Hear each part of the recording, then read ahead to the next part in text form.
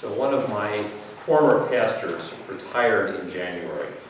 And perhaps because the first Lent that you're retired when you have been a pastor for 41 years, you're not quite sure what to do with yourself, he decided that he would write a daily devotional for every day during Lent and post this on Facebook. And I read those, and I really enjoyed reading them. They are quite extensively long, reflections on life and faith and ministry, along with pictures from times during his ministry. And that has reminded me that there is a real positive use for social media, because without Facebook I would not have this, and sometimes I wonder. It also reminded me that some people work way harder in retirement than they ever do when they're working. But at some point, about 2 weeks into these daily devotionals, he began by saying, "I clearly miscounted." And he said he clearly miscounted because he realized that he had begun counting the days of Lent on Ash Wednesday. And in spite of the fact that we talk about the 40 days of Lent all the time, if you are a careful counter, you realize that there are 46 days between Ash Wednesday and tonight, which is the last day of Lent. The reason for this is that Sundays historically never counted as fast days during Lent. So the Lenten fast always began hundreds of years ago on Ash Wednesday, but in order to get 40, you either began counting on the first Sunday of Lent and counted till tonight and you get 40, or you just simply began on Ash Wednesday and you omitted the Sundays and you get 40. But Pastor Miller had done neither of these, and at some point he realized, I'm going to have more than 40 days I'm going to write these devotionals for, but since he's retired and since he's very diligent, I have now read or looked at 46 daily devotionals for Lent, because he's written them for all 46 days.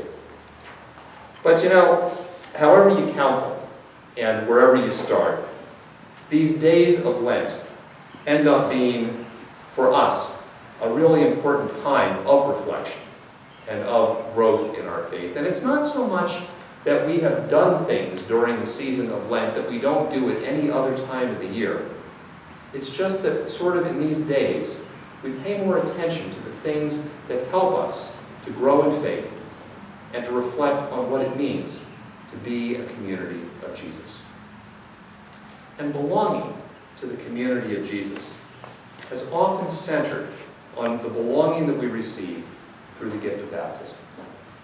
Indeed, Lent was originally a time of preparation for baptism for those who had not been baptized, and increasingly as more and more people were baptized, it became a time of return to baptism, of reconsidering what your baptism was really all about.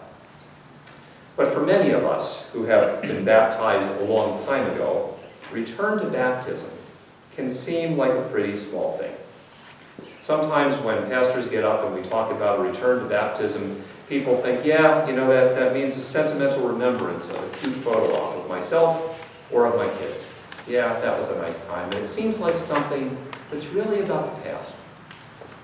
Sometimes, when we talk about remembrance of baptism, we think about baptism as a pledge of heaven that doesn't seem to have much to do with right here and right now.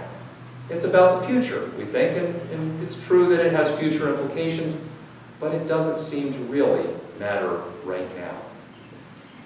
And sometimes, when we talk about baptism and a return to baptism, we think about the promise of the forgiveness of sin, which actually does have something to do with right here and right now, but frankly, we hope we don't really need very much of, and so we don't pay much attention to that part either.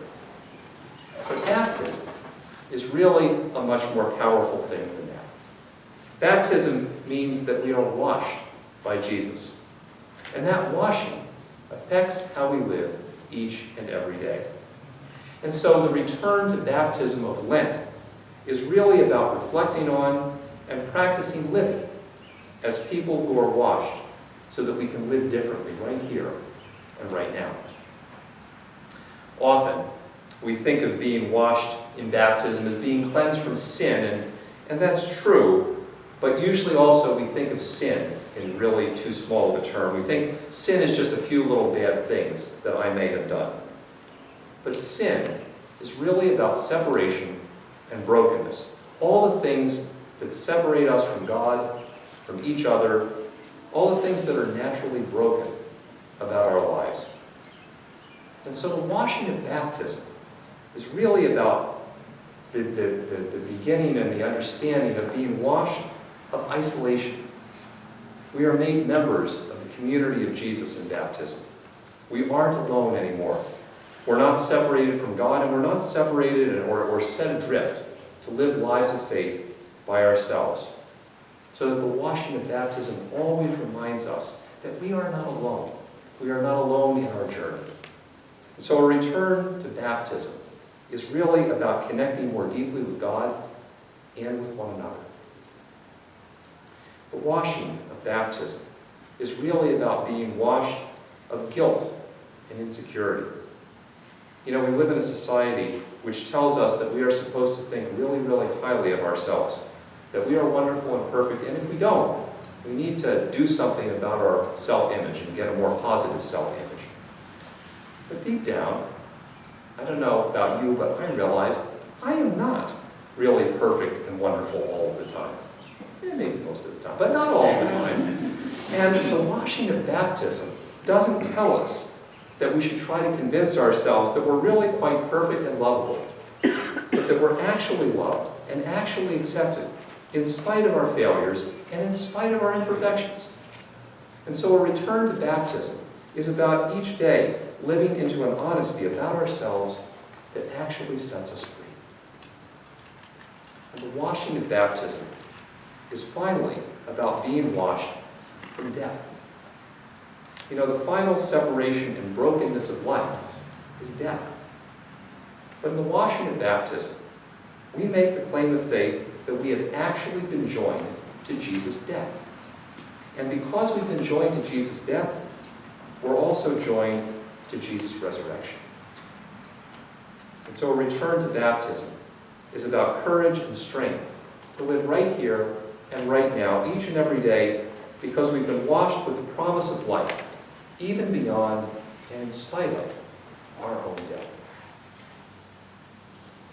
Well, however you count it, Lent is over today. But living as people who are washed in baptism is a continuing journey for us. So tonight, the gospel reading, Jesus talks to his disciples about being washed by him. And we're going to remember that we are washed in many ways, but we are first and foremost washed in baptism. So we're going to invite people later in the service to come up one by one, and we'll instruct you more on this as we get there. You know, touch the water of baptism, place the sign of the cross on your neighbor's forehead, and say, "You have been washed in baptism." Remembering that each one of us has been washed by Jesus, is called to live a new life, and is somebody who doesn't have to worry anymore about isolation and brokenness, because in Jesus we are given that gift. We are given that new life. And that's something, even though Lent is over, we should continue to walk in each and every day.